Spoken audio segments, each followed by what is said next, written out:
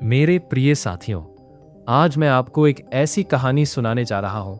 एक ऐसे देश, मतलब अपना देश भारत, जिसे सोने की चिड़िया कहते थे।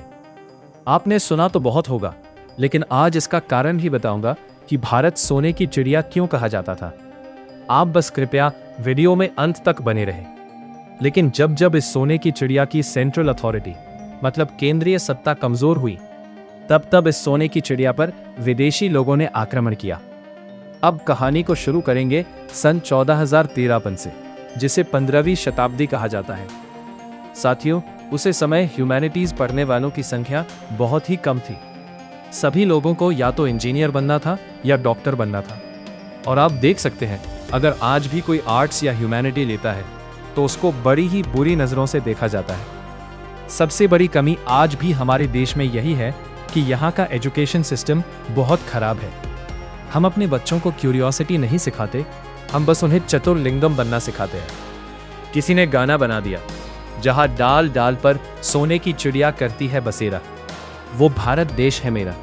लेकिन किसी बच्चे ने कभी किसी मास्टर से ये नहीं पूछा होगा कि भारत सोने की चिड़िया क्यों था। लेकिन सवाल ये उठता है कि ऐसा भारत में क्या था कि महमूद आए, गजनी आए, लूटते गए, लेकिन कभी भारत का खजाना खाली नहीं हुआ। तो सबसे बड़ा कारण किया देश सोने की चिड़िया क्यों था। साथियों, उसे समय भारत में नेचुरल रिसोर्सेज की कोई कमी नहीं थी। फर्टाइल प्लेन्स, उपजाऊ जमीन, गंगा जमुना का पानी, दक्षिण में कृष्णा, साउथ में तुंगभद्र, ऊपर से ह्यूमन रिसोर्स, मेहनती लोगों की कोई कमी नहीं। आज हमारे बच्चे चीन पढ़ने जाना चाहते हैं, इंग्लैंड पढ़ने जाना चाहते हैं, अमेरिका पढ़ने जाना चाहते हैं, लेकिन उसे ज़माने में ह्यूएन सांग और फाइन यांग भारत पढ़ने आए थे। आज जितना नाम हार्वर्ड का है, ऑक्सफोर्ड का है, उससे ज़्यादा नाम हमारे तक्षशिला और नालंदा का था। तो प्राकृतिक संसाधनों से भरपूर, रिसोर्सेज की कोई कमी नहीं। और दूसरी चीज़, मानसून। जी हाँ, मानसून, क्योंकि पहले के ज़माने में समुद्र में जहाज़ को चलाने के लिए कोई इंजन नहीं होता था, वो सिर्फ हवा के सहारे चलते थे और मानसून गुजरता था भारत के रास्ते होते हुए। तो इस मानसून का फ़ायदा उठाकर व्यापारी भारत तक आ जाते थे। तो मित्रों, चारों तरफ का पैसा उस समय भारत पहुंचता था। तीसरी वजह, बैलेंस ऑफ पेमेंट। आज हमारा रुपया कमज़ोर हो रहा है। क्यों हो रहा है? क्योंकि हमारे रुपए की मांग ही नहीं है पूरे विश्व में। हम एक्सपोर्ट ही नहीं करते। किसी भी देश की करेंसी की ताकत उसके एक्सपोर्ट पर निर्भर करती है। जो देश जितना ज़्यादा एक्सपोर्ट करेगा, उसका पैसा उतना ही ज़्यादा मजबूत होगा। और मॉडर्न वर्ल्ड से पहले हमारा एक्सपोर्ट सबसे मैक्सिमम पर चल रहा था। हम सब कुछ एक्सपोर्ट करते थे और सबसे बड़ा एक्सपोर्ट था हमारा मसाला। उसके बाद कपड़ा, उसके बाद चमड़े की चीज़ें और ना जाने क्या क्या। और पूरे भारत के कारीगर अपने काम के लिए पूरी दुनिया में मशहूर थे। आज भी जनवरी में जब दुबई फेस्टिवल लगता है, तो वहाँ पर दुबई मॉल के अंदर भारत की हस्तशिल्प कलाकृति को दर्शाया जाता है। कितनी भी मशीन आ जाए, चाहे टेक्नोलॉजी आ जाए, लेकिन सोने के आभूषणों को मशीन से नहीं बनाया जा सकता। किसी भी व्यक्ति की आर्थिक स्थिति उसके घर से पता लगती है। जब आप किसी के घर जाते हैं तो आप उसकी सामाजिक और आर्थिक ताकत का अनुमान भी लगाते हो।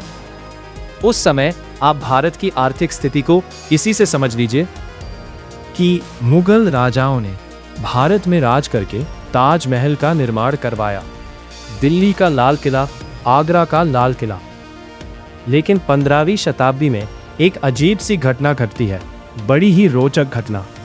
यूरोप और एशिया का संबंध प्राचीन काल से है और यूरोप एशिया पर डिपेंडेंट था, क्योंकि दिसंबर से लेकर फरवरी तक यूरोप बर्फ से ढका रहता है। और जिस वक्त यूरोप की ये स्थिति रहती है, तब उसे मसाले चाहिए होते हैं। और मसाले क्यों चाहिए होते हैं? प्रिजर्वेटिव्स के लिए। और खाली प्रिजर्वेटिव ही नहीं, दवाइयों के लिए भी। भारत का एक मसला है जो कि सिर्फ सोने के बदले ही दिया जाता था, और उसका नाम है सिनेमॉन, दालचीनी। आज भी दालचीनी डायबिटीज़ और बीपी के लिए सबसे अच्छी दवा मानी जाती है। और सिर्फ डायबिटीज़ ही नहीं, कोलेस्ट्रॉल के लिए भी। और सिर्फ मसाला ही नहीं चाहिए था उन्हें, कपड़ा भी चाहिए था, स्पेशली रेशम। हमारा मसाले का एक्सपोर्ट चीन जाता था। चीन से यह लोग यूरोपीय देशों में बेचते थे। और ये पूरा ट्रेड होता था सिल्क रूट से। लेकिन अचानक चीनी व्यापारी अपने मसाले का भाव यूरोपीय देशों के लिए बढ़ा देते हैं, और वो भी दुगने दामों पर। इससे यूरोपीय देश काफी नाराज होते हैं और वह दूसरा रास्ता निकालते हैं इन मसाले को हासिल करने का। फिर साथियों, वास्को डी गामा निकलता है लिस्बन से भारत के लिए, जो कि था एक धूर्त, मक्कार, नीच, लुटेरा, डाकू। जी हाँ, माया को पाने के लिए ऐसा ही बनना पड़ता है, क्योंकि यह माया के सिद्धांत है। आपने देखा होगा, जो कि सीधे साधे इंसान होते हैं, उनके पास पैसा क्यों नहीं होता? वे बोलते हैं, भैया हमने कभी मक्कारी फरेबी नहीं करी, लेकिन फिर भी हमारे पास पैसा क्यों नहीं है।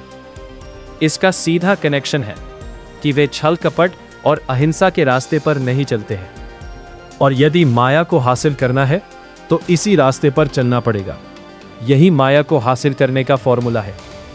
अब आप फॉर्मूला लग रहे हैं फिजिक्स का और सॉल्व करना चाहते हो केमिस्ट्री, तो बताओ ये कैसे होगा।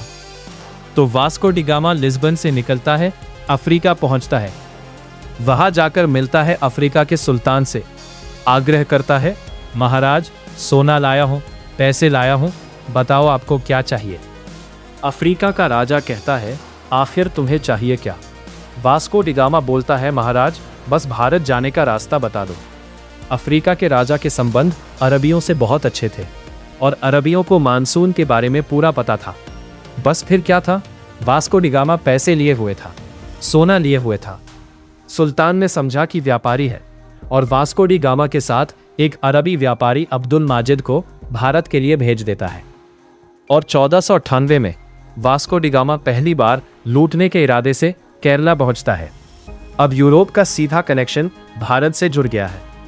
लेकिन जब वो भारत से लौटकर वापस यूरोप जाता है अपने साथ काली मिर्च लेकर, जिसको भारत में यमन प्रिय कहा गया है, मतलब विदेशियों की सबसे प्रिय वस्तु, क्योंकि ठंड का इलाका है ना, इसलिए वहां जरूरत तो पड़ेगी। और जब उसने भारत को देखने के बाद यूरोप जाकर भारत का गुणगान प्रचार किया, तो भारत आने के लिए यूरोपियन देशों के अंदर एक आग भड़क उठी।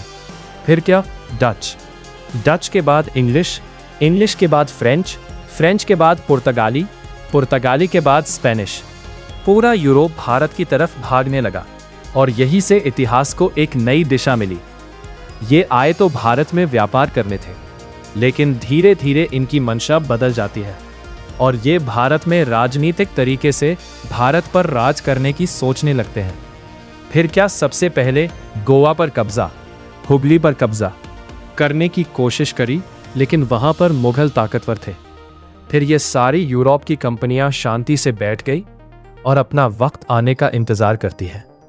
वो कहते हैं ना कि अगर आपके अंदर धैर्य रखने की क्षमता है और आप इंतजार कर सकते हैं, तो आपका समय जरूर आएगा। और इन यूरोपीय कंपनियों का समय आखिर आ ही गया।